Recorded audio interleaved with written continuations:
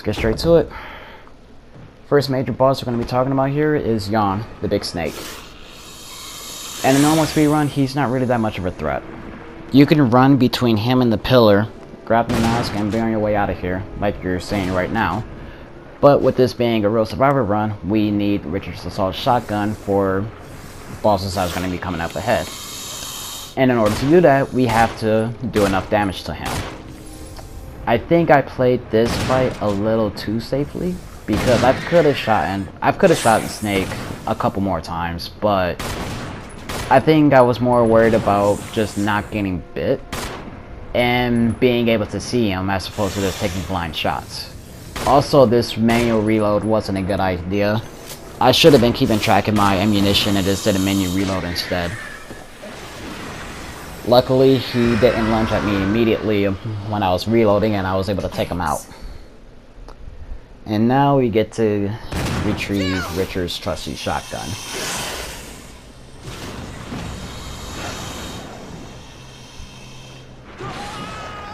Richard!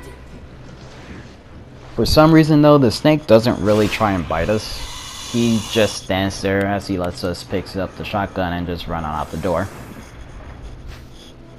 Not really, this part of it isn't really so hard, but getting to that point was annoying to say the least. After we retrieve the second death mask, we have to retrieve the third death mask, which is the next room over, in the gas chamber. The zombie that we're going to come across is really annoying because we have to dodge him in a small corridor space, and we can't see him, at least until we trigger the next camera angle. When we trigger this next camera angle, normally he will move in either one or three directions, and you have to just react accordingly. The best thing I could tell you is hug the outside corner and backstep as soon as you trigger the camera angle, and just react accordingly. If he tries to grab you, there's a pretty good chance you'll dodge it, and if you have a self-defense item, you'll just tank it anyway, so it's not a big deal. Or if you're lucky enough, he will just move the opposite direction and you could just make a beeline straight for the door. This puzzle in this room, it's not really much to talk about. You just move the 4 statues, top right, bottom left, bottom right, and the top left will just move on its own. You grab the box containing the third mask and you just mosey on out of here.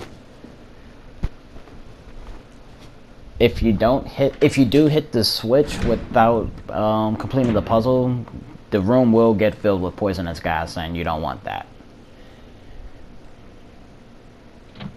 These next 2 zombies, not that particularly hard to dodge. This one right here, you can just run towards its left, hug the wall, and you'll just dodge it every time. This zombie decided to react late instead of just coming right after me as soon as I reached the 3rd step from the bottom. If you're not confident in your dodging skills, what you can do is stay on the stairs and wait for the zombie to come to you, and as soon as the zombie reaches the stairs, you can just run past them. When zombie gets on stairs, they don't try to bite you at that point. What they will do instead, or they will try to spit on you. They will only do so when you and the zombie are on different elevation levels. So when you're on stairs, it's a lot easier to dodge zombies since the zombie spit is a pretty worthless attack.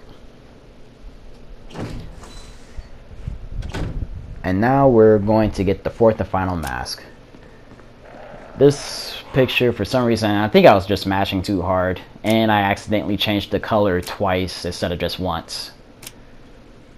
Just leave it at green and change that picture to purple, and we hit the button on the Lisa portrait, and there we go. There's our 4th death mask. And now we are officially ready to fight Elder Crimson. This fight, you will pretty much handle this fight the exact same way as you would in the normal speed run. You want to shoot him first to gain control of him. The 2nd and 3rd hits will just put him down. He really shouldn't touch you. And you're probably wondering, how did you get 3 shots with a shotgun so fast? Well, I did a little thing called pump canceling, which will allow you to cancel the recoil recovery on any gun that's fired at hit level, such as the shotgun, the grenade launcher, and I believe the rocket launcher too. I've seen some runners, they will shoot him twice and let them get hit by the third hit by getting grabbed, and will just use a self-defense item, and the self-defense item will take him down. I don't trust my luck with him grabbing me. More times than not, he will probably just try to swipe at me, which will do damage, and you won't be able to use his self-defense item that way. So I'd rather just put him down with the gun.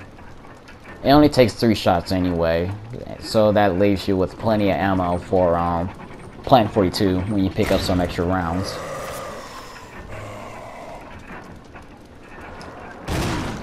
See, there's the first shot right there to gain control. The second shot makes him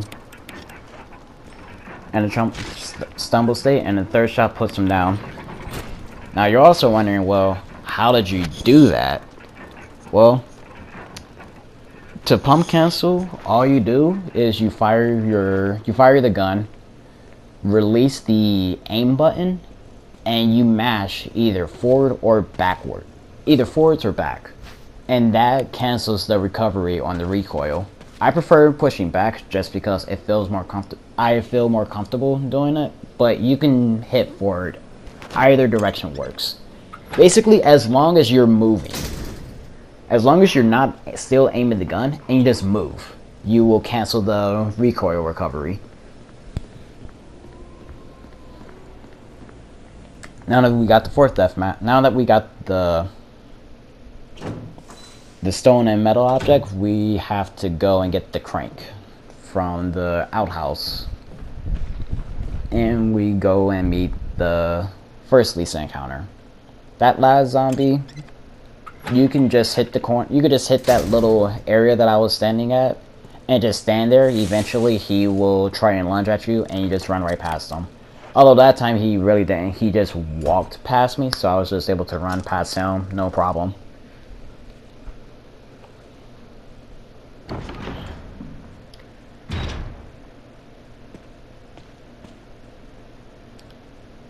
You can pick up the first aid spray and the self-defense item for contingency plan in case shit goes south.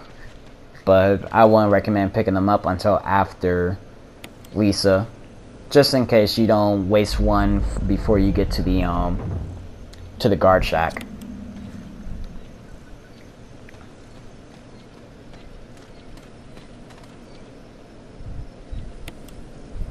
This puzzle, we have to get the statue dogs facing away from each other. So we turn the first statue west, and we turn the second statue to the north, and the door will unlock. Not a hard puzzle, even on your first playthrough, when you just read the statue and you figure out which direction points the dogs.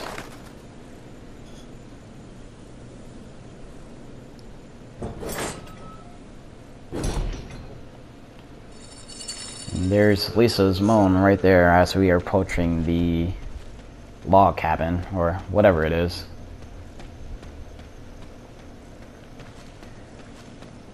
Dodging Lisa in this small area is really annoying because her attacks have such big active hitboxes, and they're kind of just covering her entire front body, so you can't just run past her.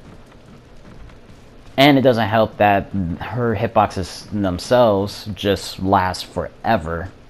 Basically, you have to wait for her forward swing. You have to essentially wait until her hands are in neutral before you can move forward. Otherwise, you're going to get hit.